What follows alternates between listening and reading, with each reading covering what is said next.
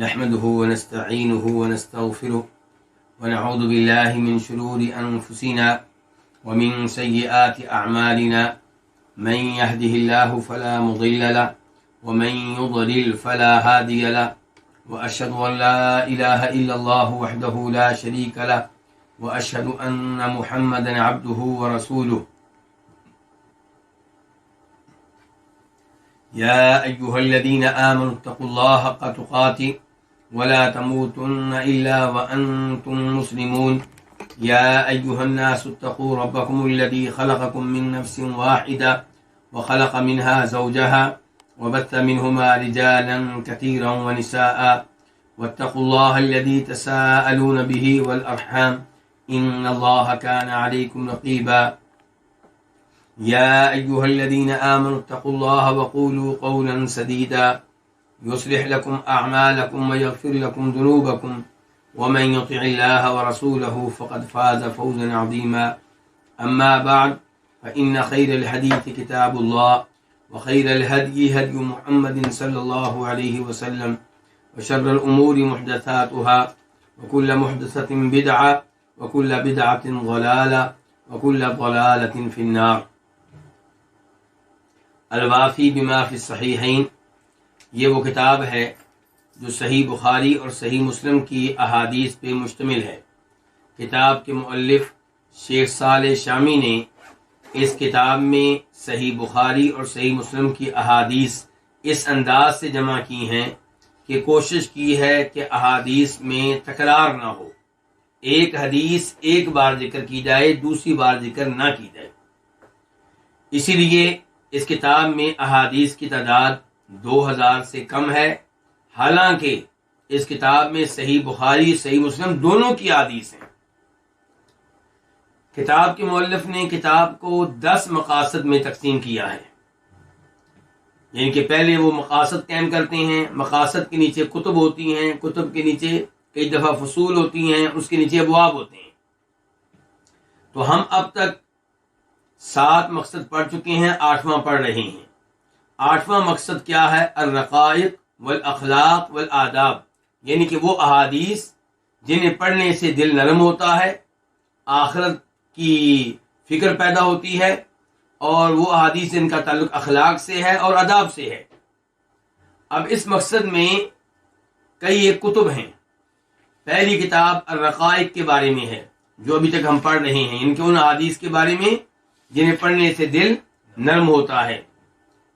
اور اس کتاب میں کئی ایک ابواب ہیں، ان میں سے اب تک ہم 16 باب پڑھ چکے ہیں، اور آج 17ویں باب کا آغاز کریں گے. تو 17واں باب کیا ہے؟ باب التحذیر من محقرات الذنوب، ان گناہوں کے بارے میں وارننگ جنہیں معمولی سمجھ لیا گیا ہے، جنہیں ہلکا سمجھ لیا گیا ہے. یعنی کہ اس باب میں وہ حدیث پیش کی جائے گی جس حدیث میں نبی علیہ الصلوۃ والسلام یا آپ کے صحابہ کرام لوگوں کو یہ کہہ رہے ہیں کہ تم کئی گناہوں کو معمولی جانتے ہو، ہلکا جانتے ہو، ان کو تم زیادہ بڑا جرم نہیں سمجھتے ہو، اور یہ چیز تمہارے لیے خطرناک ہے. تو تحذیر، وارننگ، خبردار کرنا، تنبیہ کرنا.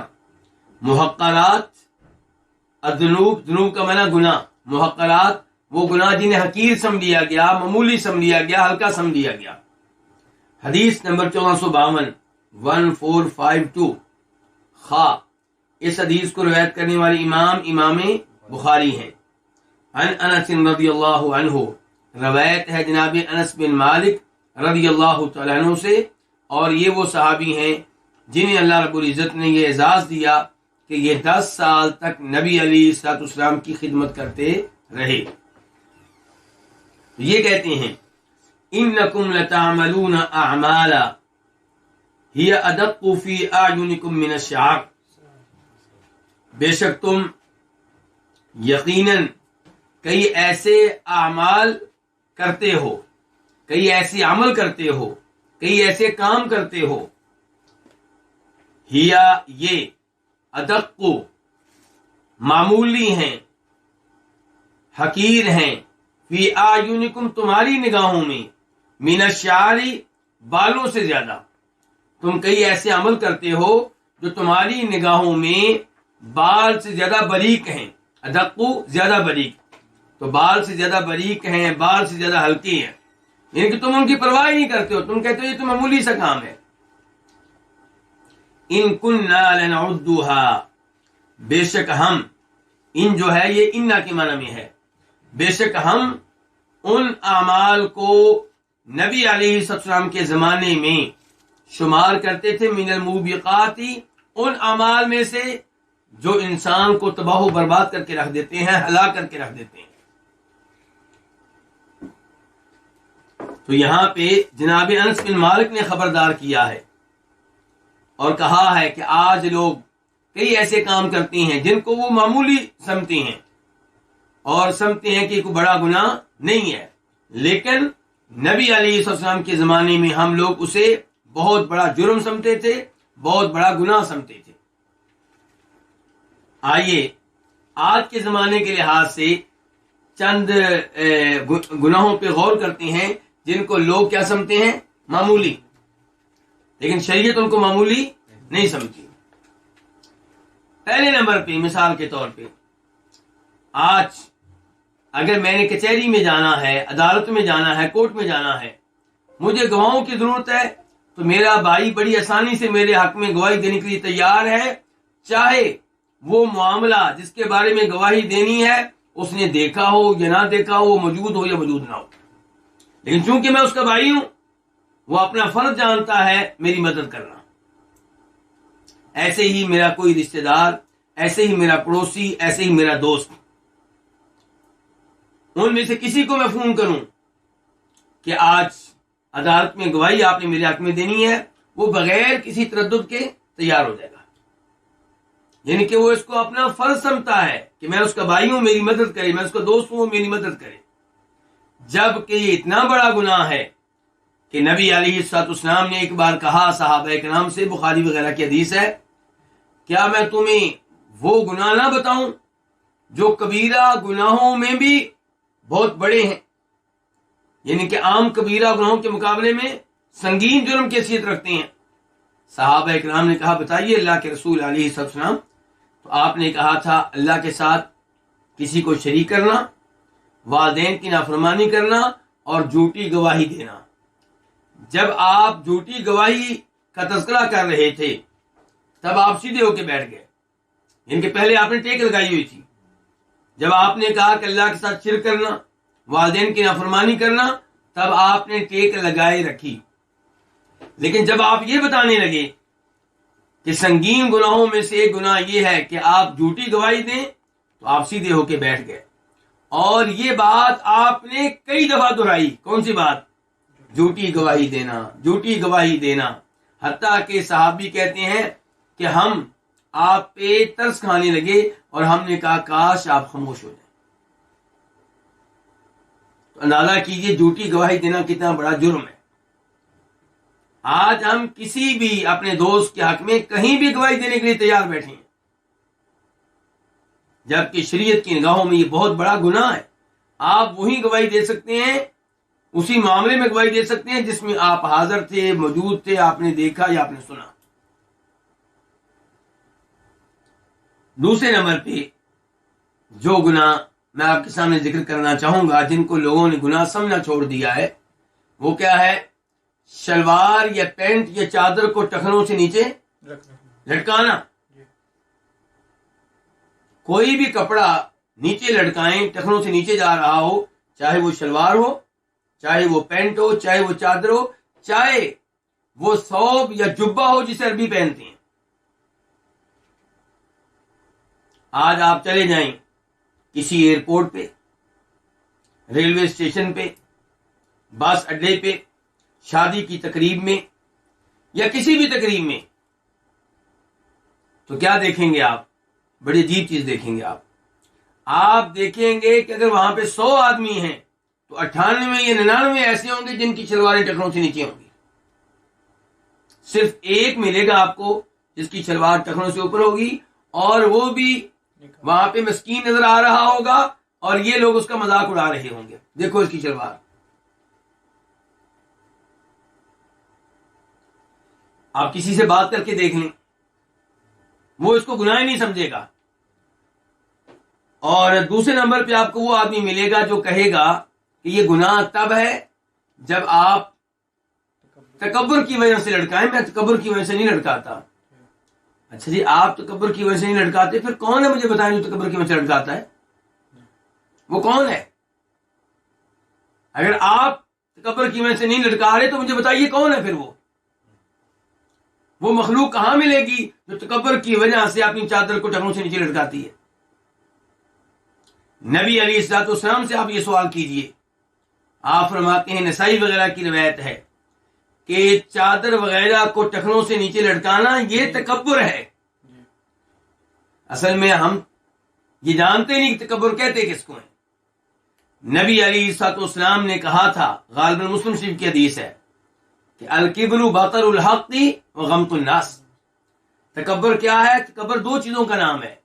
نمبر ایک, لوگوں کو حقیر جاننا, اور یہ تکبر کی وہ تعریف ہے جو سب لوگوں کے ذہنوں میں ہے, کسی کو کیا جاننا؟ حقیر جاننا. دوسرے نمبر پہ فرمایا حق بات کو ریجیکٹ کر دینا. حق بات معلوم ہو گئی, اسے ماننے سے انکار کر دینا, یہ کیا تکبر ہے؟ اچھا اب آپ مجھے یہ بتائیے, شلوار جب کوئی اپنی ٹخنوں سے نیچے لٹکائے گا, پینٹ نیچے لٹکائے گا, کیا ممکن ہے کہ اس سے لوگوں کو حقیر جانے؟ ٹخنوں سے نیچے کپڑا لٹکانا, اس میں تکبر کی کون سی شکل ہوگی کہ حق بات کو ریجیکٹ کر دینا؟ اس میں یہ تو ہو ہی نہیں سکتا کہ آپ کسی کو حقیر جان رہے ہیں. تو اس لیے اپنی چادر نیچے لٹکانا یہ تکبر ہے, آپ مانیں یا نہ مانیں. لوگ کہتے ہیں جی جب نبی علیہ الصلوۃ والسلام نے یہ مسئلہ بیان کیا تھا تو ابو بکر صدیق رضی اللہ عنہ نے کہا تھا کہ میری چادر بار بار نیچے ہو جاتی ہے, میں بار بار اوپر کرتا ہوں. تو آپ نے کہا تھا کہ ابو بکر تو ان میں سے نہیں ہے, یعنی کہ تو ان میں سے نہیں ہے جو تکبر کی وجہ سے لڑکاتے ہیں. کہتے ہیں اس لیے میرا معاملہ بھی ابو بکر کی طرح ہو گیا رضی اللہ تعالیٰ. ارے اللہ کے بندے, وہ کیا کہہ رہے ہیں؟ وہ کہہ رہے ہیں میں بار بار اوپر کرتا ہوں, وہ بار بار نیچے ہوتی ہے, میں پھر بھی اوپر کرنے سے تنگ نہیں آتا, کرتا ہی رہتا ہوں. تو کیا آپ بھی ایسے ہیں؟ اس کا مطلب یہ ہے کہ جناب ابو بکر کے جسم میں کوئی ایسا معاملہ تھا جس کی وجہ سے چادر ٹھہرتی نہیں تھی, اس کے باوجود وہ بار بار اوپر کر لیں. تو آج بھی اگر کوئی ایسا مریض ہے جو جس کی کوشش یہ ہے, خواہش یہ ہے کہ میری چادر کہاں ہو؟ اوپر ہو, لیکن نیچے ہو جاتی ہے, تو اس کے بارے میں آپ کہہ سکتے ہیں کہ انشاءاللہ یہ ان میں سے نہیں ہے. اچھا, اب اس گناہ کو لوگ یا تو گناہ سمجھتے ہی نہیں یا ہلکا سا گناہ سمجھتے ہیں. اب ذرا سوال کیجئے نبی علیہ الصلوۃ والسلام سے کہ یہ گناہ ہلکا ہے یا بڑا ہے؟ تو آپ فرماتے ہیں کہ 3 طرح کے لوگ ہیں جن سے اللہ کلام نہیں کرے گا, یعنی کہ اللہ تعالیٰ ان سے بات چیت کرنے کے لیے تیار نہیں ہے پیار و محبت سے, جن کی طرف اللہ پیار و محبت سے نہیں دیکھے گا, جن کے لیے دردناک عذاب تیار ہے, جن کو اللہ گناہوں کے بوجھ سے پاک نہیں کرے گا. وہ 3 کون ہیں؟ فرمایا ان میں سے ایک وہ ہے جس کی چادر ٹخنوں سے نیچے رہتی ہے, جس کا کپڑا ٹخنوں سے نیچے رہتا ہے. اچھا اب بتائیے, یہ معمولی ظلم ہوا؟ اللہ اس سے بات کرنے کے لیے تیار نہیں ہے کہ اللہ اتنا ناراض ہے. جس پہ رب ناراض ہو گیا وہ کبھی جنت میں جا سکتے ہیں؟ آپ اندازہ کیجئے کتنا بڑا جرم ہے. لیکن آج بھی میرے جو بھائی میرا درس سن رہے ہیں, ان میں سے کئی ایسے ہوں گے معذرت کے ساتھ جو حدیث سن رہے ہیں لیکن پھر بھی اس پہ عمل نہیں کریں گے.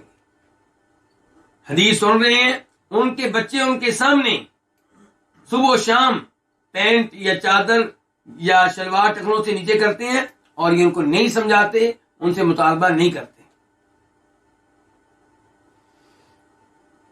جبکہ والد کو اپنی اولاد کی اتنی فکر ہونی چاہیے کہ میں کل کچھ لڑکوں کو صحیح بخاری کا درس دے رہا تھا, اس میں مجھے ایک لڑکا نظر آیا, میں نے محسوس کیا کہ شاید اس نے داڑھی کے ساتھ کچھ چھیڑ چھاڑ کی ہے. تو میں نے اس سے بات کی تو اس لڑکے کے الفاظ مجھے بڑے پیارے لگے. اس نے کہا شیخ صاحب میں داڑھی کاٹوں اور گھر میں رہ جاؤں ممکن نہیں, میرے والد صاحب میرے گھر میں نہیں رہنے دیں گے. تو یہ ہمارا سلوک ہونا چاہیے اپنے بچوں کے ساتھ شریعت کے معاملے میں. لیکن ہم بچوں پہ ناراض ہوتے ہیں کب؟ جب وہ دنیاوی لحاظ سے کوئی نقصان کریں, آخرت کے لحاظ سے نماز کے بارے میں ہلکا پھلکا کہہ دیا اور بس کوئی پرواہ نہیں. تو بہرحال میں نے صرف 2-3 گناہ ذکر کیے ہیں, ورنہ یہ جناب انس بن مالک کے زمانے میں ایسا تھا.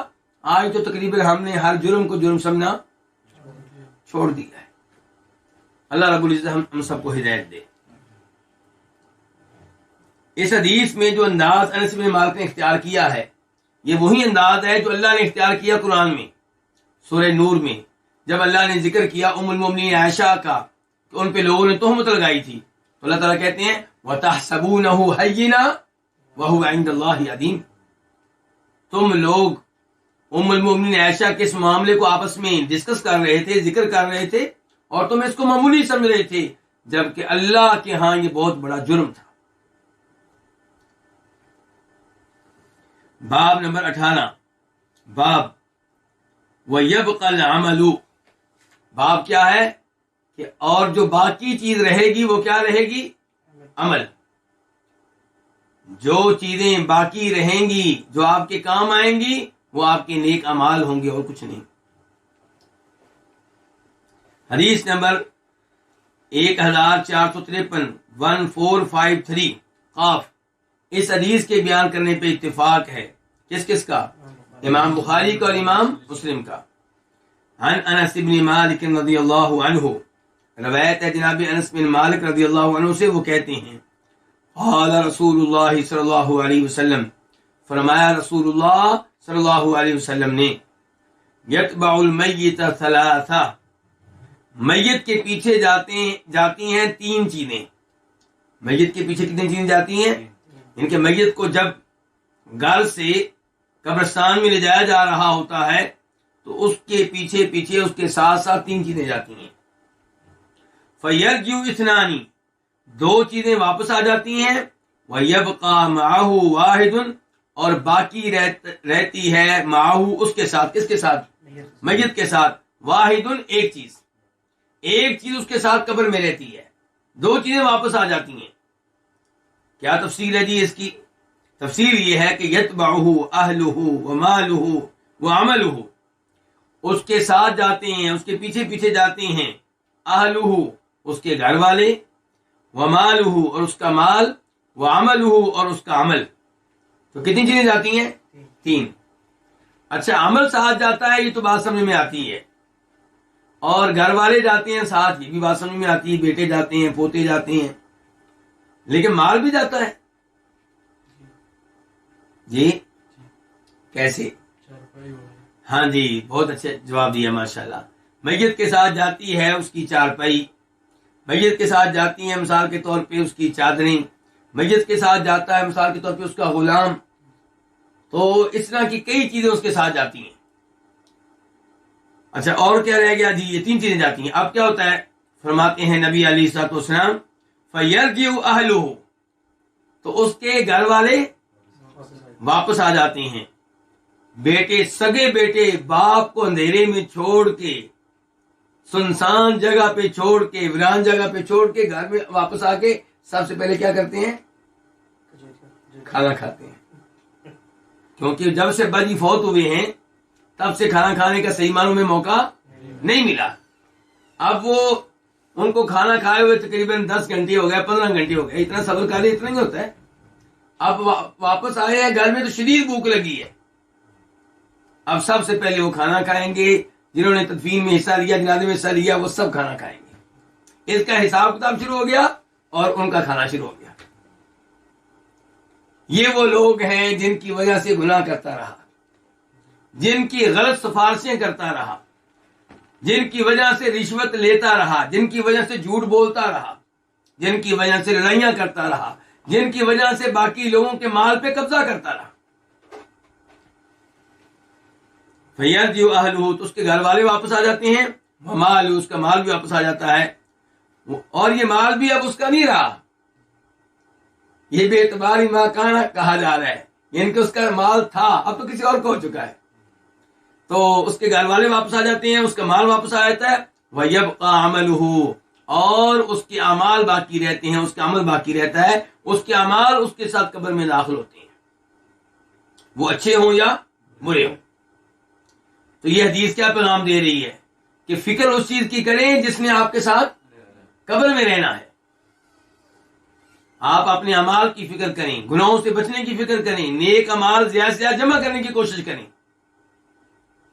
امام احمد روایت کرتے ہیں اپنی مسند میں براء بن عازب رضی اللہ تعالیٰ عنہ سے کہ جب قبر میں قبر والے سے سوال جواب ہو جاتے ہیں، اب اگر وہ اچھی میت ہے تو اس کے پاس ایک آدمی آتا ہے، وہ آنے والا بہترین کپڑوں میں ہوتا ہے، بہترین شکل میں ہوتا ہے، اسے خوشبو آ رہی ہوتی ہے،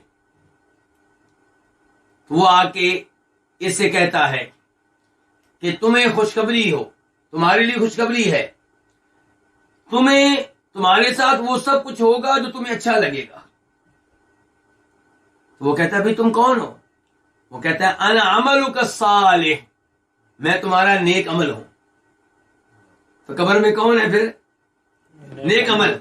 اور اسی حدیث میں ہے کہ اگر میت بری ہے، برا آدمی ہے، تو اس کے پاس آنے والا آتا ہے گندے کپڑوں میں، بدبو آ رہی ہوتی ہے، کبھی ترین شکل و صورت ہوتی ہے، اور وہ آ کے کہتا ہے کہ تمہارے لیے خوشخبری یہ ہے کہ تمہارے ساتھ بدترین سلوک ہونے والا ہے۔ یہ کہتا ہے بھئی تم کون ہو؟ وہ کہتا ہے میں تمہارا برا عمل ہوں۔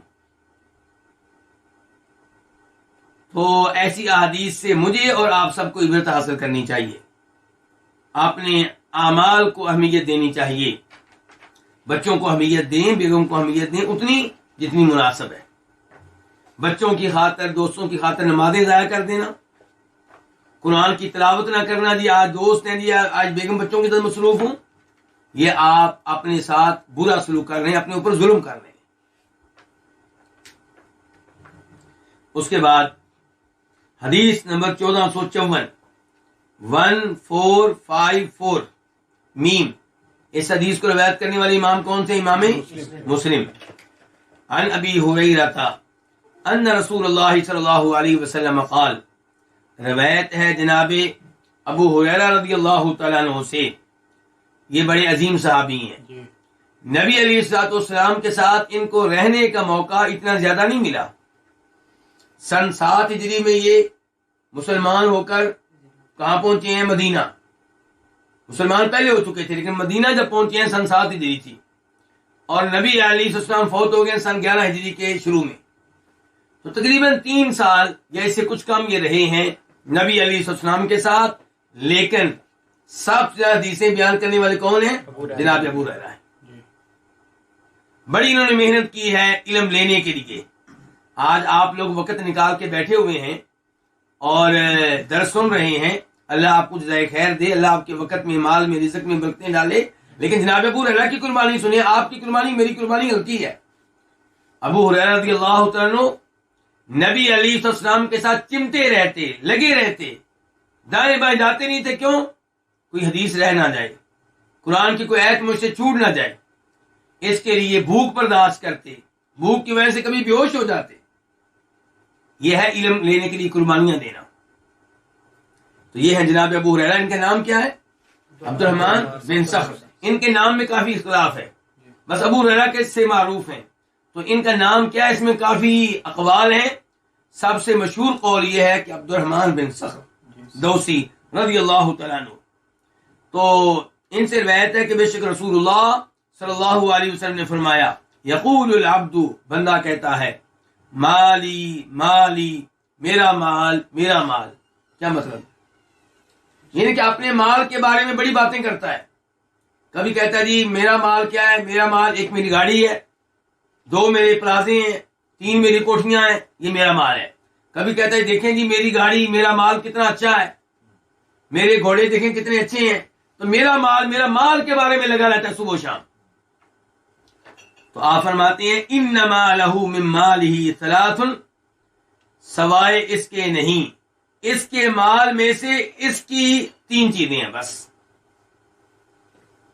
یعنی کہ یہ تو کہتا ہے نا اپنے مال کو بہت وسیع و عریض سمجھتا ہے، جبکہ جس کو یہ اپنا مال قرار دیتا ہے اس میں سے اس کی 3 چیزیں بنتی ہیں بس، باقی اس کی نہیں ہے.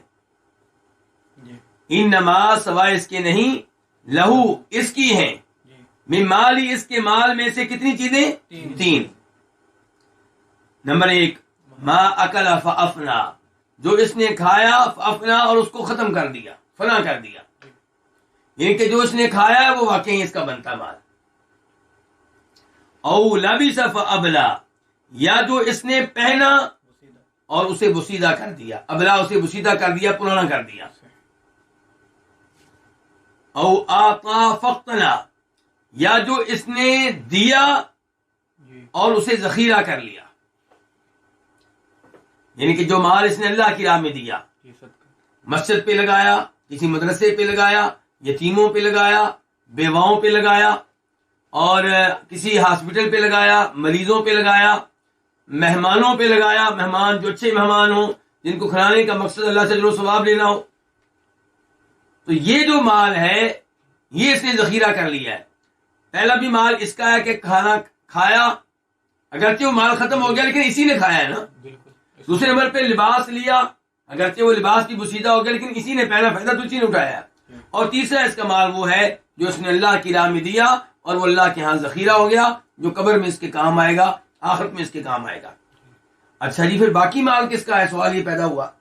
تو فرماتے ہیں نبی علیہ الصلوۃ والسلام وما سوا ذالک، اور جو اس کے علاوہ ہے، ان 3 کے علاوہ جو مال ہے، فہو ذاہب، تو یہ کون؟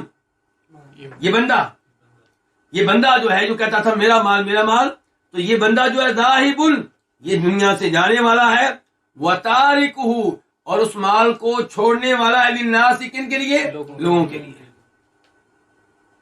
لو جی، یہ کہتا تھا میرا مال میرا مال. کیا جی آپ کا مال؟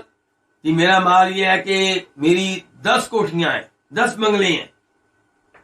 ایسے بھی آپ نے رہائش رکھی اس ایک بنگلے میں، اس بنگلے کے ایک کمرے میں، ایک کمرے کے بھی ایک چارپائی کے حصے میں، اور وہ بھی چھوڑ کے چلے گئے، تو تمہارا مال کہاں ہوا؟ تو کسی اور کا ہو گیا، آپ کی وائف کا ہو گیا، یا آپ کے بیٹوں کا ہو گیا، یا آپ کے بھائیوں کا ہو گیا، یا آپ کے والد صاحب کا ہو گیا، یا آپ کی والدہ کا ہو گیا. تو آپ کا مال اتنا ہی ہے. اچھا، نبی علیہ السلام نے یہ بات کیوں بتائی ہمیں؟ آپ نے پیغام دیا ہے کہ مال جمع کر رہے ہو لوگوں کے لیے، اپنی فکر کرو. اپنی فکر کیسے کرو؟ اللہ کی راہ میں خرچ کرو، اللہ کی راہ میں لگاؤ. کوئی یتیم لو، اس کو پالو، اس کی دینی تربیت کرو، تمہارے لیے صدقہ جاریہ بن جائے. اور میں پہلے بھی کہا کرتا ہوں، آج پھر کہوں گا، مجھے سب سے افسوس ان لوگوں کے اوپر ہوتا ہے جو اولاد کی نعمت سے محروم ہے. میری پہلی دعا یہ کہ اللہ ان کو اولاد کی نعمت دے. لیکن ان سے ہم سنتے کیا ہیں کہ ان کو پریشانی کیا لگی رہتی ہے کہ جی میں دنیا سے چلا جاؤں گا تو میرا وارث کون بنے گا، میرا گھر کون سنبھالے گا، میرا کاروبار کون سنبھالے گا، میرا کوئی بھی نہیں ہے. تو میں ایسے لوگوں سے کہا کرتا ہوں کہ آپ اپنے مال کے بارے میں پریشان نہ، اس کو سنبھالنے والے بڑے ہیں. آپ گننا چاہیں گن نہیں سکتے. یہ آپ کو ٹینشن کیوں لگی ہے کہ میرا کاروبار کون سنبھالے گا، میری کوٹھی میں کون رہے گا؟ بڑی دنیا ہے. آپ فکر یہ کریں کہ آپ کے لیے دعائیں کون کیا کرے گا، آپ کے لیے صدقہ جاریہ کون بنے گا. تو کوئی بات نہیں، اگر آپ اولاد کی نعمت سے محروم ہیں تو اس کا کوئی متبادل تلاش کر لیں، یتیم لیں، ان کو پالیں اور ان کو دینی تعلیم دیں تاکہ آپ کے لیے صدقہ جاریہ بن جائے. کسی مدرسے سے رابطہ کریں، ان سے کہیں جی جو بچے آپ کے پاس پڑھتے ہیں ان میں سے 5 بچوں کا خرچہ میں اٹھاؤں گا تاکہ میرے لیے صدقہ جاریہ بن جائے. محلے کے 2-3 بچے لیں اور ان کے والدین سے کہیں کہ ان بچوں کو میں حافظ قرآن بنانا چاہتا ہوں، اگر آپ اجازت دیں خرچہ میں کروں گا. عالم دین بنانا چاہتا ہوں، خرچہ میں کروں گا.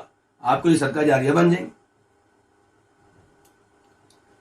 اس کے بعد باب نمبر 19، باب ما قدم من مالہ فہو لہ، کہ جو انسان نے اپنے مال میں سے آگے بھیج دیا، یہ اس کا مال ہے. اس کے مال میں سے اس کا مال کون سا جو اس نے آگے بھیج دیا. حدیث نمبر 1455 1455 خا. اس حدیث کو روایت کرنے والے امام کون تھے؟ امام بخاری.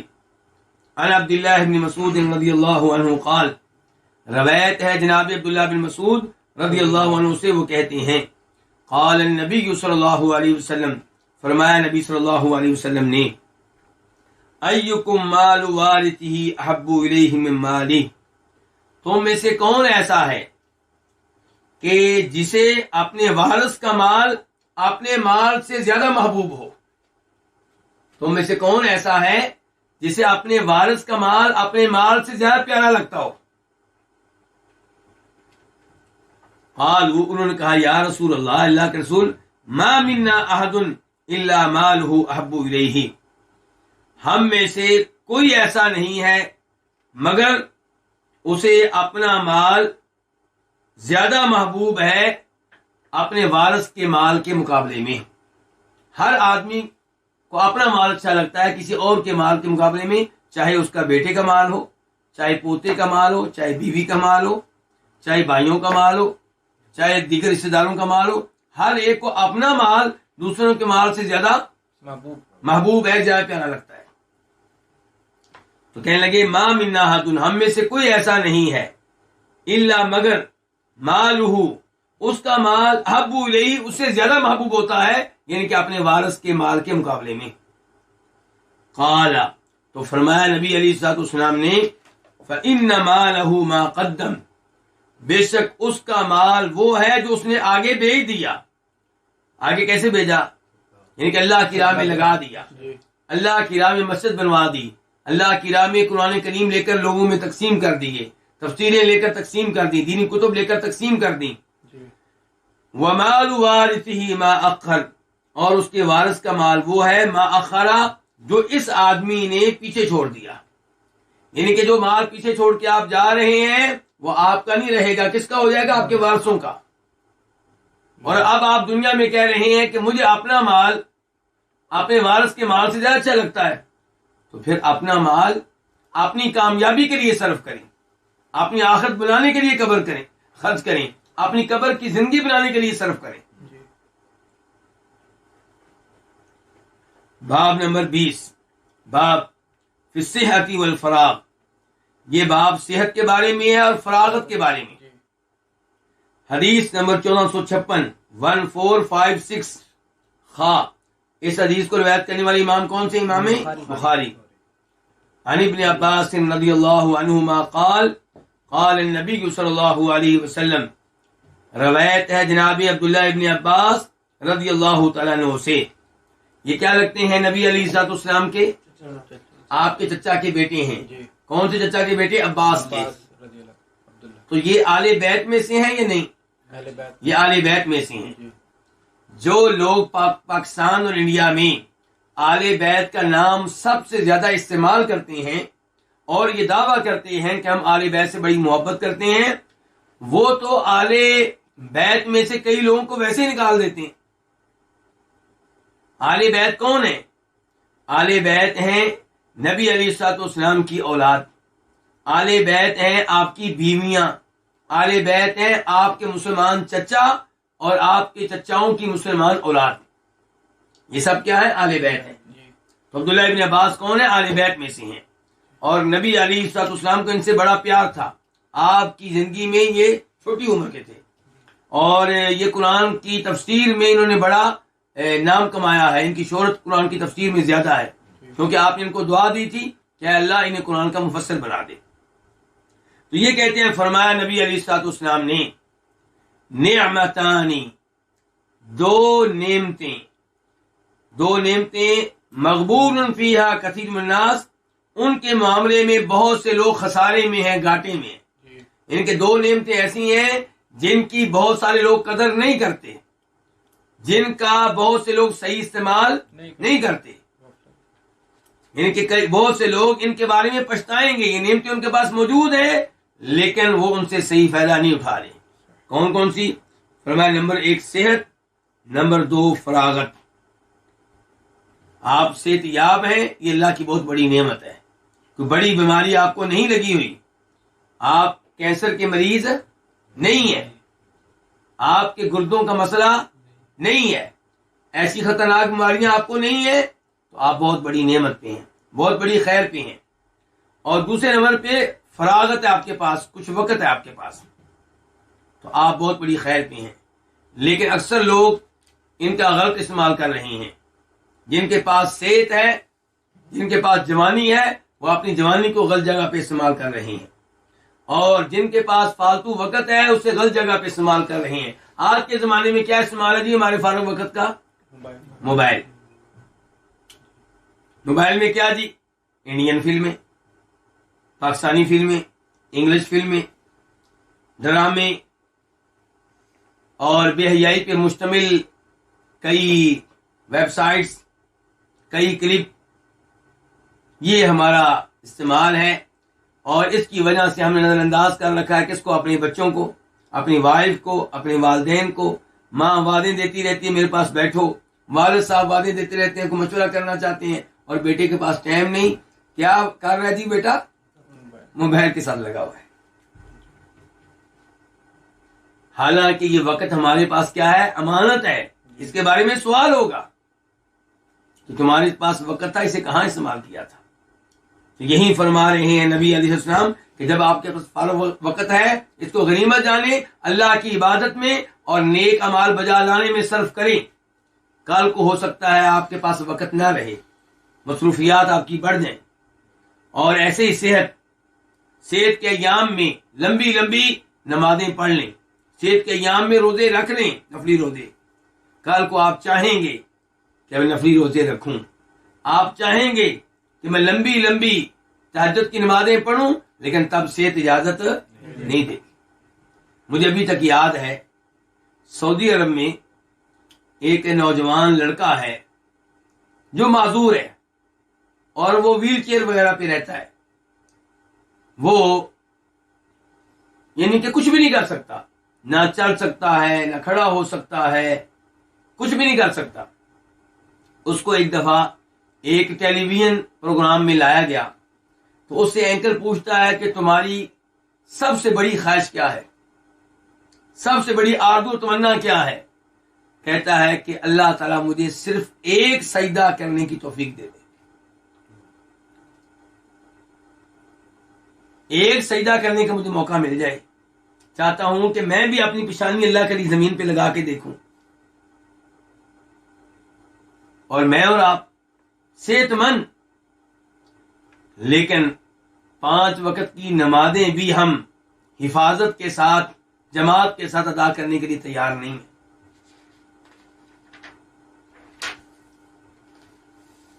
اس کے بعد باب نمبر 21، باب مکانت الدنیا عند اللہ. دنیا کا مقام و مرتبہ اللہ تعالیٰ کے ہاں، دنیا کی کیا اہمیت ہے اللہ تعالیٰ کے ہاں، اللہ کی نگاہوں میں دنیا کی کیا حیثیت ہے. حدیث نمبر 1457، 1457 میم. اس حدیث کو روایت کرنے والے امام کون تھے؟ امام مسلم رحمہ اللہ.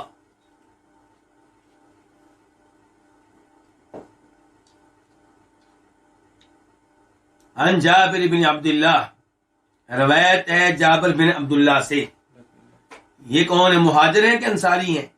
یہ انصاری ہیں، مدنی ہیں، اور ان کے والد احد کی لڑائی میں شہید ہوئے تھے، اور انہوں نے احد کی لڑائی سے پہلے ان کو بلا کے کہہ دیا تھا کہ بیٹا مجھے لگ رہا ہے کہ اس لڑائی میں شہید ہو جاؤں گا، تمہاری بہنیں ہیں ان کا خیال رکھنا، اور میرے اوپر قرضہ ہے اسے اتار دینا.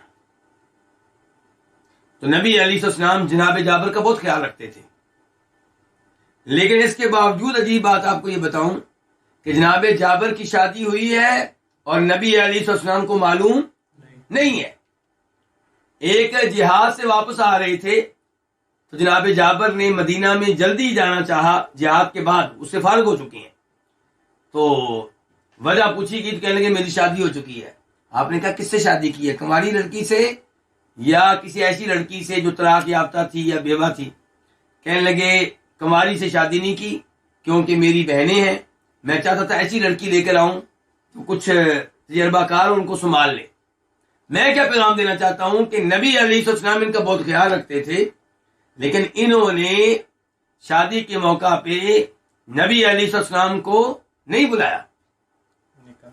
سادہ شادیاں کہنا ہی چاہتا ہوں۔ اور آج آپ کی شادی ہو اور آپ مجھے نہ بلائیں تو میں تو محسوس کروں گا، یعنی کہ ہمارا یہ ہے کہ جناب اس نے مجھے شادی پہ نہیں بلایا تو پھر رشتہ داری کیا ہوئی تھی، اس نے شادی پہ نہیں بلایا تو پھر دوستی کیا ہوئی تھی۔ عجیب اصول بنا لیا اپنی طرف سے۔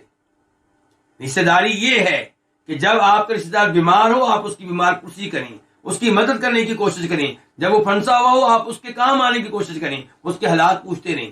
یہ ضروری نہیں ہے کہ شادی کے موقع پہ میں اپنے سب رشتہ داروں کو بلاؤں۔ یہ ہے جعفر بن عبداللہ انصاری کہ بے شک رسول اللہ صلی اللہ علیہ وسلم مر بالسوق، آپ بازار کے پاس سے گزرے۔ بازار کون سا؟ مدینے کا۔ داخلا من بعد العالیہ، داخل اس حال میں کہ آپ داخل ہو رہے تھے کہاں؟ بازار میں۔ کدھر سے آتے ہوئے؟ من بعد العالیہ، مدینہ کے کسی بالائی علاقے سے آتے ہوئے۔ مدینہ کے کئی علاقے ایسے ہیں جنہیں کیا کہا جاتا ہے؟ اوالی، بالائی علاقے، جو قباء وغیرہ کی سائڈ پہ ہیں، جو مسجد نبوی کے قبلے والی جانب ہے دائیں سائڈ پہ خصوصاً، یہ سارا کیا کہلاتا ہے؟ اوالی کہلاتا ہے۔ تو جابر کہہ رہے ہیں کہ آپ بازار سے گزرے اس حال میں کہ آپ داخل ہوئے اس بازار میں، کدھر سے آتے ہوئے؟ مدینہ کے کسی بالائی علاقے سے آتے ہوئے۔ والناس کنفتہ، اور لوگ آپ کے ساتھ تھے، آپ کے پہلو میں تھے، آپ کے دائیں بائیں تھے، یعنی کہ وہ بھی آپ کے ساتھ ساتھ چل رہے تھے۔ فمر بجدی اسک میت، تو آپ گزرے بجدین، جدین کس کو کہتے ہیں؟ بکری کے بچے کو۔ آپ گزرے کسی بکری کے بچے کے پاس سے، اسک کا، جو حقیر سے کانوں والا تھا، چھوٹے چھوٹے کانوں والا، ان کے اتنے چھوٹے کان کے برا نظر آ رہا تھا۔ میتین، اور کیا تھا؟ مردہ۔ ایک بکری کا بچہ مردہ پڑا ہوا ہے اور اس کے کان چھوٹے چھوٹے ہیں۔ فتناولہ، آپ نے اسے لیا، فاخذ باذنہ، تو آپ نے اسے پکڑا اس کے کانوں سے، یعنی کہ یوں لگتا ہے کہ کانوں سے پکڑ کے تھوڑا سا اوپر اٹھایا۔ ثم قال، پھر آپ نے کہا، ایکم یحب ان ھذا لہ بدرہم، تم میں سے کون یہ چاہے گا کہ یہ بکری کا بچہ اسے 1 درہم کے بدلے میں مل جائے؟ تم میں سے کون چاہے گا تم میں سے کون یہ چاہے گا کہ وہ اس بکری کے بچے کا 1 درہم کے بدلے میں مالک بن جائے؟ کوئی ہے جو 1 درہم کے بدلے میں اسے خریدنا چاہتا ہو؟ فقالوا، تو انہوں نے کہا، کنہوں نے؟ صحابہ کرام نے، ما نحب انہ لنا بشیء، ہم نہیں چاہتے کہ یہ ہمارے پاس ہو، بشیء، کسی بھی چیز کے عوض میں۔ آپ 1 درہم کہہ رہے ہیں، ہم آدھا درہم، چوتھائی درہم، درہم کا 20واں حصہ ہم کوئی معمولی سی بھی چیز دینے کے لیے تیار نہیں ہے تاکہ ہم اس کو خریدیں۔ کہنے لگے ما نحب، ہم نہیں چاہتے کہ انہ لنا، کہ یہ لنا ہماری ملکیت میں ہو، ہمارے پاس ہو، بشیء، کسی بھی چیز کے بدلے میں۔ وما نصنع بھی، ہم اس کا کیا کریں گے؟ یعنی ہمیں اس کا کیا فائدہ ہے؟ مردہ ہے، مردار ہے، ہم کھا بھی نہیں سکتے، اور زندہ بھی نہیں ہے کہ اور فائدہ اٹھائیں۔ وما نصنع بھی، ہم اس کے ساتھ کیا کریں گے؟ اور آپ ان سے یہی سننا چاہتے تھے۔ آپ اندازہ کیجئے کہ نبی علیہ السلام کتنے عظیم ٹیچر تھے۔ یہ سمجھانے کا بہترین طریقہ ہے نا، پہلے ان سے پوچھا، ان سے سوال کیا، اور دیکھیے کہ آپ کیا سمجھانا چاہ رہے ہیں۔ قال، آپ نے کہا، اتحبون انہ لکم، کیا تم چاہتے ہو کہ یہ تمہاری ملکیت میں ہو؟ پہلے آپ نے کہا تھا کیا تم چاہتے ہو کہ ایک درہم کے بدلے میں ہو، اب آپ نے کہا کیا تم چاہتے ہو کہ تمہاری ملکیت میں ہو؟ کیا مطلب؟ ایسے لے لیں، یا دوبارہ سوال برحال آپ نے کیا ہے، کیا تم چاہتے ہو کہ یہ تمہارے پاس ہو، تمہاری ملکیت میں ہو؟ قالوا، انہوں نے کہا واللہ، اللہ کی قسم، لو کان حیا، اگر یہ ہوتا زندہ، کان عیبا فیہ، تو یہ چیز اس میں عیب ہوتی. یہ چیز کیا؟ یہ کانوں کا چھوٹا ہونا، کانوں کا حقیر ہونا. لأنہ اسک، کیونکہ یہ چھوٹے چھوٹے کانوں والا ہے تو بدصورت ہوتا، کوئی بھی مالک اس کو نہ خریدتا. ہر ایک چاہتا ہے کہ میرے گھر میں جو بکرے کھڑے ہوں وہ پیارے نظر آئیں. فکیف وہو میت، تو کیسے ہم لیں جبکہ وہ کیا ہے؟ مردار ہے. اگر زندہ ہوتا تو ہم نے نہیں لینا تھا، اب وہ مردہ ہے تو ہم کیسے لیں؟ فقال، تو آپ نے فرمایا فواللہ، اللہ کی قسم، للت دنیا اہون علی اللہ من ھذا علیکم، یقیناً دنیا اللہ تعالی کے ہاں اس کے تمہاری نگاہوں میں حقیر ہونے سے زیادہ حقیر ہے. جتنا یہ بکری کا بچہ تمہاری نگاہوں میں حقیر ہے، اس سے کہیں زیادہ دنیا اللہ کی نگاہوں میں حقیر ہے. اگر دنیا کی کوئی اہمیت ہوتی تو اللہ تعالیٰ کبھی بھی کافر کو دنیا نہ دیتے. بلکہ یہاں پہ ایک روایت ہے، اس کے الفاظ آپ کے سامنے رکھنا چاہوں گا. ابن ماجہ کی روایت ہے جس میں فرماتے ہیں نبی علیہ الصلوۃ والسلام، لو كانت الدنيا تعدل عند الله جناح بعوضہ ما سقى الكافر منها شربة ماء، اگر دنیا کی اللہ تعالیٰ کی نگاہوں میں مچھر کے پر کے برابر بھی اہمیت ہوتی تو اللہ تعالیٰ کافر کو دنیا سے پانی کا ایک گھونٹ بھی نہ پینے دیتے. آج ہم کافروں سے بڑے متاثر ہیں. کیوں جناب؟ ان کے ملک دیکھیں، ان کی سڑکیں دیکھیں، ان کے جہاز دیکھیں، ان کی کمپنیاں دیکھیں، ان کی جناب فیکٹریاں دیکھیں، ان کی پروڈکشن آپ دیکھیں، پیداوار دیکھیں. آگے نکل گئے، ہم پیچھے رہ گئے. کاش ہم یہ دین کے بارے میں یہ الفاظ کہتے، لیکن ہم کس کے بارے میں کہتے ہیں؟ دنیا کے بارے میں. جبکہ دنیا کی اللہ تعالیٰ کے ہاں کوئی اہمیت نہیں ہے. اگر اللہ کی نگاہوں میں دنیا کی اہمیت ہوتی، اللہ تعالیٰ کافروں کو اس میں سے ایک ذرہ بھی نہ دیتے. اللہ تعالیٰ کا کافروں کو دنیا سے نوازنا اس بات کی دلیل ہے کہ اللہ کی نگاہوں میں دنیا کی کوئی اہمیت نہیں ہے. دنیا پیدا کی گئی ہے میرے اور آپ کے امتحان کے لیے، آزمائش کے طور پہ کہ ہم کیا کرتے ہیں. تو دیکھیے اب نبی علیہ الصلوۃ والسلام کتنے عظیم ٹیچر ہیں. اب دیکھیے، ایک ہے یہ کہہ دینا کہ دنیا کی کوئی اہمیت نہیں اللہ کی نگاہوں میں، ایک یہ مثال دینا، زندہ مثال، وہ منظر جو آپ اپنی آنکھوں سے دیکھ سکتے ہیں.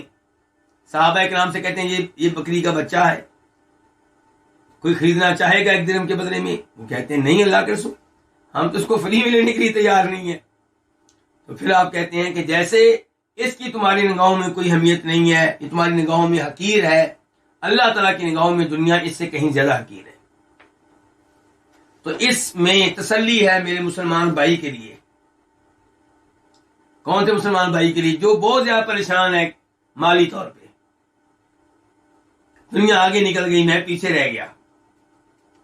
اس کو ایسی حدیثیں پڑھ کے اپنے آپ کو تسلی دینی چاہیے، اپنی اولاد کو تسلی دینی چاہیے، بیٹا کوئی مسئلہ نہیں ہے. اللہ نے اگر مجھے بہت زیادہ دنیا نہیں دی تو اس لیے کہ اللہ تعالیٰ کی نگاہوں میں دنیا کی بہت زیادہ اہمیت نہیں ہے. ہاں، وہ جن کو دنیا مل گئی وہ کیا کریں؟ وہ اس کو اللہ کی راہ میں استعمال کریں، وہ اس کے ذریعے اپنی آخرت بنائیں. چلیں جی، اس کے بعد حدیث نمبر ہے 1458، 1458 میم. اس حدیث کو روایت کرنے والے امام کون تھے؟ امام مسلم. عن ابی ہریرہ رضی اللہ عنہ قال قال رسول اللہ صلی اللہ علیہ وسلم الدنیا سجن المؤمن وجنت الکافر. ابو ہریرہ سے روایت ہے، کہتے ہیں کہ فرمایا رسول اللہ صلی اللہ علیہ وسلم نے، دنیا مومن کے لیے قید خانہ ہے. مومن کے لیے کیا ہے؟ قید خانہ. وجنت الکافر، اور کافر کی یہ جنت ہے. کیسے جی؟ دنیا مومن کے لیے کیسے قید خانہ ہے؟ پابندیاں ہی پابندیاں. جیسے قیدی کے اوپر پابندیاں ہوتی ہیں، یہاں پہ پابندیاں ہی پابندیاں ہیں. جی لڑکیاں آئی ہیں گھر میں، خالہ کی بیٹیاں آئی ہیں، پھپھو کی بیٹیاں آئی ہیں، دل چاہتا ہے کہ انسان ان کے پاس بیٹھے، ان کے ساتھ باتیں کرے، لیکن شریعت کہتی ہے نہیں. دل چاہتا ہے چلے دور دور سے دیکھ لوں، شریعت کہتی ہے نہیں. لوگ شراب پی رہے، شراب کا دور چل رہا ہے، دل کہتا ہے کہ چلو یار ایک دفعہ تو پی لیں، دیکھیں تو صحیح اس کا ذائقہ کیا ہوتا ہے، لیکن شریعت کہتی ہے نہیں. دل چاہتا ہے کہ آدھ رات سویا ہی رہوں، لیکن شریعت کہتی ہے کہ فجر کے اذان کے موقع پہ اٹھنا ہوگا. سردیوں کے دن ہیں، ٹھنڈے پانی کو ہاتھ لگانے کو دل نہیں چاہتا، لیکن شریعت کہتی ہے اٹھو، وضو کرو، اور گھر میں نماز نہ پڑھو بلکہ کہاں جا کے پڑھو؟ مسجد میں جا کے.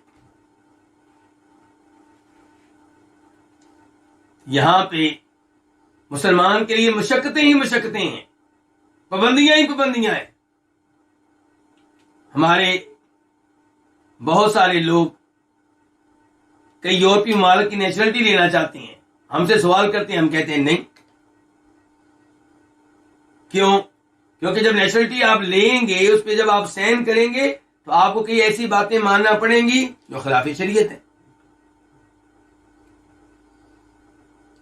تو کہنے کا مطلب یہ ہے کہ پابندیاں ہی پابندیاں. ہاں ہمارے کئی بھائی کہتے ہیں کہ جناب لوگ آگے نکل گئے. کیسے؟ بینکوں میں پیسے رکھ کر. بینکوں میں پیسہ رکھتے ہیں، 1 لاکھ رکھتے ہیں تو ہر مہینے منافع ملتا ہے کتنا جی؟ 3,000 4,000 ہر مہینے ملتا ہے. تو بڑی آسان زندگی ہے جناب، آپ 4-5 لاکھ روپیہ کسی طرح کما کے بینک میں جمع کروا دیں، ہر مہینے پرافٹ آتی رہے گی. کیا کہتے ہیں جی؟ پرافٹ، منافع آتا رہے گا. لیکن جب مولوی کے پاس پہنچتے ہیں، میرے جیسے کسی آدمی کے پاس آتے ہیں، کہتے ہیں نا حرام کا پیسہ ہے، بچ جاؤ بینک سے، دور رہو. تو لوگ ہماری آنکھوں کے سامنے بظاہر آگے نکل رہے ہیں، جبکہ حقیقت میں وہ آگے نہیں نکل رہے، وہ اپنے آپ کو تباہ و برباد کر رہے ہیں. تو بہرحال مسلمان کے لیے پابندیاں ہی پابندیاں ہیں. اس لیے آپ نے فرمایا دنیا جو ہے یہ مومن کا قید خانہ ہے اور کافر کے لیے جنت ہے، کوئی پابندی نہیں.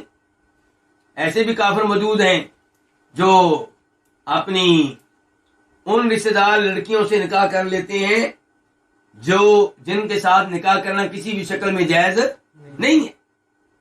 بیٹی سے، بہنوں سے، بھتیجیوں سے، بانجیوں سے کوئی پابندی نہیں. اس کے بعد تو یہ پابندیاں ہمارے لیے نعمت ہیں. شریعت کی پابندیاں مسلمان کے لیے کیا ہیں؟ اللہ کا شکر ادا کرنا چاہیے، بجائے اس کے کہ آپ پریشان ہوں کدھر جائیں جناب، جدھر جاتے ہیں کوئی نہ کوئی پابندی ہے. نہیں، اللہ کا شکر ادا کریں. کوئی ہے آپ کو روکنے والا، کوئی ہے آپ کو ٹوکنے والا، کوئی ہے آپ کی خیر خواہی کرنے والا، کوئی ہے آپ کو جنت کی راہ پہ لگانے والا، کوئی ہے آپ کو جہنم کی آگ سے روکنے والا اور بچانے والا.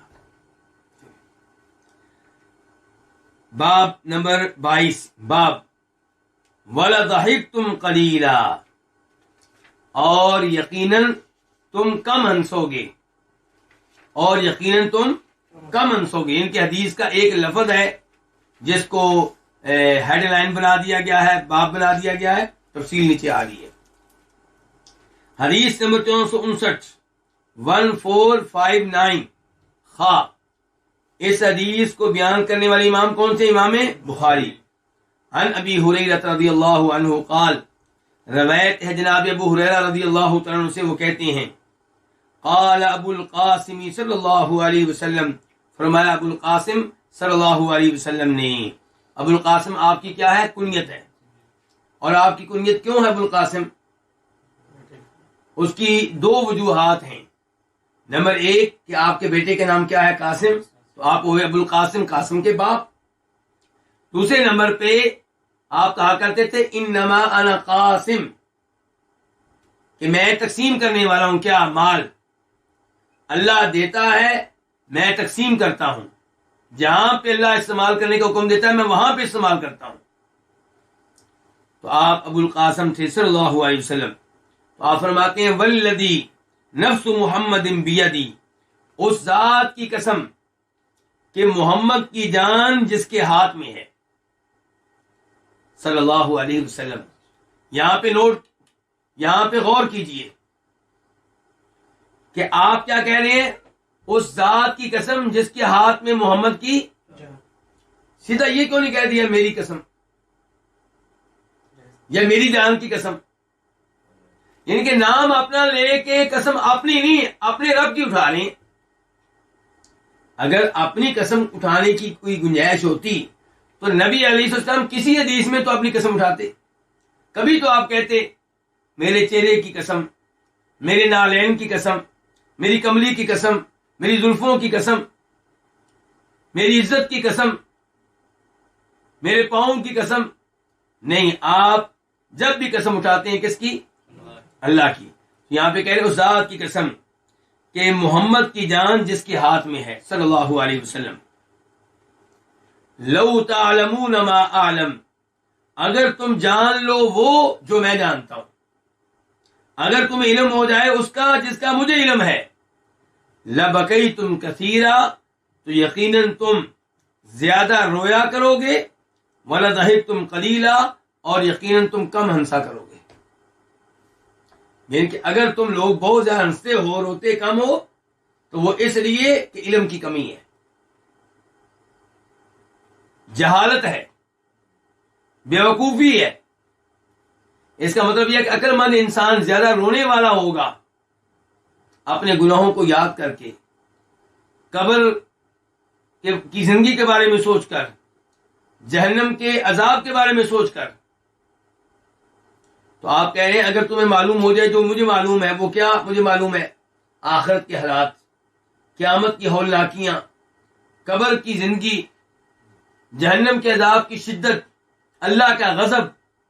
تو ان چیزوں کو چونکہ میں تم سے بہتر جانتا ہوں، اس لیے میں اتنا زیادہ ہنستا نہیں ہوں. اور اگر تمہیں بھی یہ چیزیں معلوم ہو جائیں تو تم کم ہنسا کرو گے، زیادہ رویا کرو گے. اب دیکھیے ہمارے ہاں محفلیں منعقد ہوتی ہیں کس کام کے لیے؟ ہنسانے کے لیے. بس اس میں کسی ایسے آدمی کو لایا جائے گا جو کیا سنائے گا آپ کو؟ لطیفے. اور لطیفے بھی ایسے، کسی میں شرک ہوگا، کسی میں اللہ کی توہین ہو رہی ہوگی، کسی میں اللہ کے فرشتوں کی توہین ہو رہی ہوگی، کسی میں اللہ کے نبیوں کی توہین ہو رہی ہوگی علیہم الصلوۃ والسلام. میں ایک ہلکی سی مثال آپ کو دیتا ہوں تاکہ آپ میری بات پہ یقین کر سکیں کہ عام طور پہ لطیفے خلاف شریعت ہوتے ہیں، یا بلکہ کئی دفعہ میں بے حیائی بھی ہوتی ہے، جھوٹ ہوتا ہے. تو ایک لطیفہ یہ کہ کوئی صاحب ہنسا رہے تھے کسی مجلس میں، وہ ہنسانے میں مشہور و معروف ہیں، میرے ذہن سے ان کا نام نکل گیا ہے، نام لینے کی ضرورت بھی نہیں ہے. وہ کہتے ہیں جی عورتیں جو ہیں ان کی عمر بڑی لمبی ہوتی ہے. ان کی عمر کیا ہوتی ہے؟ بڑی لمبی ہوتی ہے. کیسے جی؟ کہتے ہیں کہ فرشتہ جب آتا ہے، موت کا فرشتہ، وہ ان کو تلاش ہی نہیں کر پاتا. کیوں جی؟ کیونکہ انہوں نے میک اپ کیا ہوتا ہے. جی لوگ ہنس رہے ہیں جناب والا، ٹھا ٹھا کر کے ہاتھ پہ ہاتھ مار رہے ہیں، جبکہ یہ توہین ہے اللہ کے فرشتے کی، یہ توہین ہے اللہ کے نظام کی. یعنی کہ میک اپ کرنے کی وجہ سے اللہ کا نظام فیل ہو جاتا ہے. اور پھر جھوٹ بھی ہے، یہ جھوٹ بھی ہے. فرمایا تھا نبی علیہ الصلوۃ والسلام نے، ابو داؤد شریف کی حدیث ہے، ہلاکت ہے اس آدمی کے لیے، ہلاکت ہے اس آدمی کے لیے، ہلاکت ہے اس آدمی کے لیے جو گفتگو اس لیے کرتا ہے تاکہ لوگوں کو ہنسائے اور اپنی گفتگو میں جھوٹ بولتا ہے. تو اس لیے ایسی مجالس میں جنہیں نام کیا دیا جاتا ہے؟ کہکوں کی بارات، اس قسم کے نام دیے جاتے ہیں. تو ایسی مجالس سے بچنا چاہیے. ان مجالس میں بیٹھیں جہاں بیٹھنے سے موت یاد آئے، آخرت یاد آئے، اپنے گناہ یاد آئیں، انسان کو توبہ کرنے کی ترغیب ملے. جبکہ یہ مجالس انسان کو قبر بلا دیتی ہیں. آگے کیا ہے؟ باب نمبر 23، باب لن يدخل احد الجنت بعملی، کوئی بھی شخص جنت میں اپنے اعمال کی قیمت کے طور پہ داخل نہیں ہو سکے گا. کوئی بھی شخص جنت میں اپنے اعمال کے عوض میں داخل نہیں ہو سکے گا. حدیث نمبر 1460 1460 قاف. اس حدیث کے بیان کرنے پہ اتفاق ہے کس کس کا؟ امام بخاری کا اور امام مسلم کا.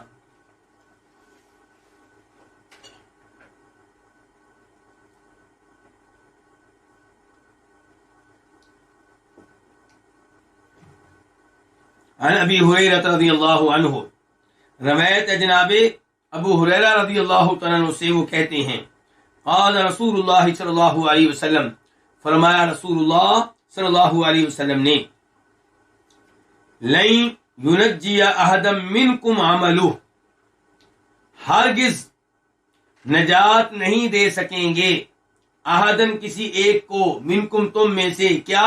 عملہ اس کے اعمال، تم میں سے کسی کو اس کے اعمال بچا نہیں سکیں گے. قالوا، انہوں نے کہا، کنہوں نے؟ صحابہ کرام نے. ولا انت یا رسول اللہ، اور آپ کو بھی نہیں ہے اللہ کے رسول، یعنی کہ آپ کو بھی آپ کے اعمال نجات نہیں دے سکیں گے، جنت میں نہیں جا سکیں گے. نبی علیہ الصلوۃ والسلام کے الفاظ کا مطلب کیا ہے، پہلے میں یہ واضح کر دوں، کیونکہ کوئی بھی آدمی یہ الفاظ اور یہ حدیث کے ابتدائی الفاظ سن کر یہ کہہ سکتا ہے کہ اگر ہم نے جنت میں اعمال کی وجہ سے داخل نہیں ہونا تو پھر ہم نیک اعمال کیوں کریں. صحیح بات کیا ہے، درست موقف کیا ہے اس مسئلے میں؟ نبی علیہ السلام پیغام کیا دینا چاہتے ہیں کہ جنت بہت بڑی نعمت ہے، اور ہمارے اعمال اتنے نہیں ہیں کہ وہ ہمیں جنت میں لے جا سکیں، بلکہ ہمارے اعمال اللہ کی پہلے سے دی گئی نعمتوں کی قیمت نہیں بن سکتے. آپ ایک آنکھ لے لیں، دو نہیں، ایک آنکھ لے لیں، اس ایک آنکھ کا شکریہ ادا کرنے کے لیے آپ کہیں کہ میں نیک اعمال کروں گا، جتنے بھی آپ کر لیں وہ اس ایک آنکھ کی قیمت نہیں بن سکتے. میں لفظ کیا بول رہا ہوں؟ قیمت. اور ایک ہے کہ نیک اعمال اس لیے کرنا تاکہ ان کی وجہ سے، قیمت کے طور پہ نہیں، ان کی وجہ سے، ان کے سبب سے جنت مل جائے. تو شریعت ہمیں ترغیب دیتی ہے کہ نیک اعمال کریں تاکہ نیک اعمال کی وجہ سے، ان کے سبب سے قیمت مل جائے، ورنہ یہ جنت کی قیمت نہیں ہے، یہ جنت کی قیمت نہیں ہے.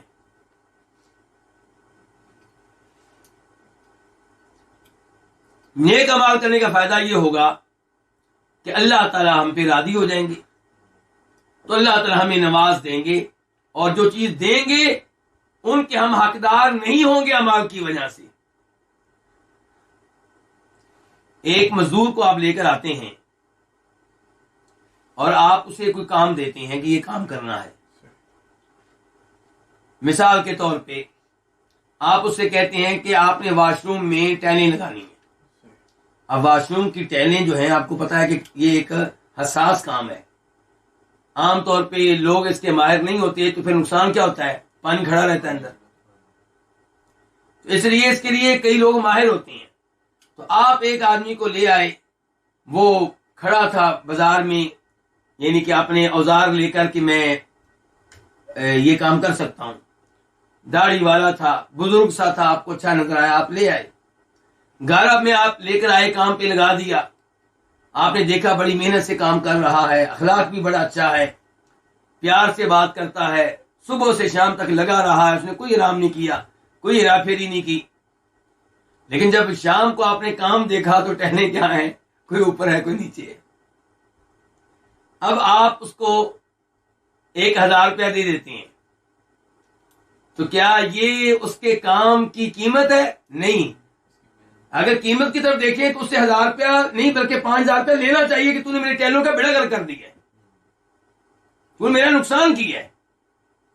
لیکن جب آپ دیکھتے ہیں اس کے خلوص کی طرف، اس کی محنت کی طرف، اس کے اخلاق کی طرف، تو آپ 1000 روپیہ اس کو پھر بھی دے دیتے ہیں. لیکن اگر وہ کام کرے ہی نہیں، آپ کے گھر میں آ کے وہ آپ کے ڈرائنگ روم میں بیٹھ جائے اور کبھی آپ سے پانی مانگے کبھی کیا، اور شام کو واپس جائے، تو کیا پھر آپ دیں گے 1000 روپیہ یہ سوچ کر کہ نیک آدمی ہے؟ نہیں، پھر نہیں دیں گے۔ تو جنت میں ہم نے انشاءاللہ جانا ہے اللہ کے فضل و کرم سے، اللہ کی رحمت سے۔ تھوڑے بہت ہمارے عمل پاس ہوں گے، اور جو پاس ہوں گے ان کی اتنی قیمت نہیں بنتی کہ جنت ملے ہمیں۔ جنت کیا کچھ نہیں، وہ اللہ کی پہلی نعمتوں کا بھی متبادل نہیں ہوں گے، لیکن اللہ سے امید رکھتے ہیں کہ اللہ ہمارے کسی عمل پہ خوش ہو کے رحمت کرے گا، فضل کرے گا اور جنت میں بھیج دے گا انشاءاللہ۔ چلیں، قال، تو فرمایا نبی علیہ السلام نے، ولا انا، اور میں بھی نہیں، یعنی کہ میں بھی اپنے اعمال کی وجہ سے نجات نہیں پاؤں گا، میں بھی جنت میں اپنے اعمال کی قیمت کے طور پہ داخل نہیں ہو سکوں گا، الا ان یتغمدنی اللہ برحمت، مگر یہ کہ اللہ تعالی مجھے اپنی رحمت میں ڈھانپ لے۔ میں بھی نجات تبھی پا سکوں گا جب اللہ کی رحمت ہوگی، جب اللہ تعالیٰ میرے اوپر اپنا کرم کرے گا، جب اللہ مجھے اپنی رحمت کی لپیٹ میں لے لے گا۔ پھر آپ نے کہا سدیدو، درست عمل کا قصد کرو، اپنی طرف سے کوشش کرو کہ عمل کون سا کرنا ہے، درست کرنا ہے۔ اپنی طرف سے وہ نماز پڑھو جو درست ہو، وہ روزے رکھو جو درست ہو۔ سدیدو، درست عمل کرو، وقاربو، اور قریب قریب رہو۔ کیا مطلب؟ کہ ہو سکتا ہے کہ آپ 100% درست نماز نہ پڑھ سکیں، آپ 100% ویسے روزہ نہ رکھ سکیں جیسے شریعت چاہتی ہے، لیکن ابھی کوشش کرتے رہیں، لگے رہیں، قریب قریب تو ہو جائیں۔ 100% نمبر نہیں لے سکتے، 90% لے لیں، 80% لے لیں، کچھ تو کریں۔ تو سدیدو، درست عمل کا قصد کرو، وقاربو، اور قریب قریب رہو۔ قاربو کا ایک دوسرا معنی یہ بھی آپ کر سکتے ہیں، اور علماء کرام کرتے ہیں، وہ یہ کہ میانہ روی اختیار کرو۔ کیا اختیار کرو؟ میانہ روی اختیار کرو۔ وغدو وروح وشیء من الدلجا، صبح نکلو اور شام کو نکلو اور رات کے کچھ حصے میں نکلو۔ کس کام کرنے، کیا کرنے کے لیے؟ نیک اعمال کرنے کے لیے، اللہ کی عبادت کے لیے، خیر کے اعمال سر انجام دینے کے لیے، یعنی کہ صبح بھی کوشش کرو، پچھلے ٹائم بھی کوشش کرو، رات کو بھی کوشش کرو۔ تو وغدو، اور صبح نکلو، وروح، اور شام کو نکلو، یعنی کہ دن کے پچھلے پہر، وشیء من الدلجا، اور رات کے کچھ حصے میں۔ دلجا کا معنی کیا ہے؟ رات کا اندھیرا۔ والقصد القصدا، اور میانہ روی، ان کے میانہ روی کو اختیار کرو، اعتدال کو اختیار کرو۔ تبلغو، تم پہنچ جاؤ گے، کہاں پہنچ جاؤ گے؟ منزل مقصود پہ، منزل مقصود پہ پہنچ جاؤ گے اگر تم کیا اختیار کر لو؟ میانہ روی۔ تو میانہ روی کیا ہے جناب والا؟ آج اگر آپ کسی سے کہیں نا دین کی باتیں کریں تو وہ کہتے ہیں یار یہ بڑا سخت آدمی ہے۔ اعتدال ہونا چاہیے۔ اعتدال کیا ہمارا؟ کہ آپ کچھ نہ کچھ نماز بھی پڑھ لیں، 5 نہیں پڑھ سکتے 2-3 پڑھ لیں، اور جمعہ کی نماز پڑھ لیا کریں، باقی سود لے لیں کوئی مسئلہ نہیں، شلوار ٹخنوں سے نیچے رہے کوئی مسئلہ نہیں، داڑھی مونڈ لے کوئی مسئلہ نہیں، باقی اچھا سلام دعا کر لیے، اچھا اخلاق اپنا لیے۔ یہ کیا ہمارا اعتدال؟ نہیں میرے بھائی، اعتدال وہ جسے اپنایا ہے اس نے جس نے اعتدال کا حکم دیا ہے۔ اعتدال کو حکم دینے والے کون ہے؟ نبی علیہ السلام۔ تو آپ نے کس اعتدال کو اپنایا؟ یہ ہے اعتدال۔ ہم نے اپنی مرضی کے اعتدال نکال رکھے ہیں۔ تو جو کچھ آپ نے کیا ہے وہ کیا ہے؟ اعتدال ہے۔ جو صحابہ کرام نے کیا وہ کیا ہے؟ اعتدال ہے۔ اس کو آپ تشدد نہیں کہہ سکتے۔ اور اعتدال سے ہٹ کے کیا ہوتا ہے؟ اعتدال سے ہٹ کر یہ ہے کہ نبی علیہ الصلوۃ والسلام نے مسجد میں دیکھا کہ ایک ستون سے دوسرے ستون تک ایک رسی لگائی گئی ہے۔ آپ نے کہا بھی یہ رسی کیوں ہے؟ تو کہا گیا جی یہ زینب نے لگائی ہے رضی اللہ تعالی عنہا، وہ رات کو تہجد کی نماز پڑھتی ہیں، جب تھک جاتی ہیں تو پھر اس کا سہارا لے لیتی ہیں۔ تو آپ نے کہا تھا کہ اس رسی کو اتار دو اور تم اس وقت تک عبادت کرو جب تک تمہارا جسم تمہارا ساتھ دے، اور جب تھک جاؤ تو پھر آرام کر لو۔ تو یہ آپ نے کس کے بارے میں کہا؟ تہجد کے بارے میں، ظہر کی نماز کے بارے میں نہیں کہا، عصر کی واجب چیزوں کے بارے میں نہیں کہا۔ جو چیز واجب نہیں ہے وہاں پہ کہا کہ آپ اتنا اپنے آپ کو تنگ نہ کریں کہ جناب رسی پکڑنی شروع کر دی آپ نے۔ آگے ہے باب نمبر 24، باب القصد فی العمل والمداومۃ علیہ، اعمال میں میانہ روی اختیار کرنا۔ کون سے اعمال میں؟ گناہ میں نہیں۔ کون سے اعمال مراد ہیں یہاں پہ؟ نیک اعمال۔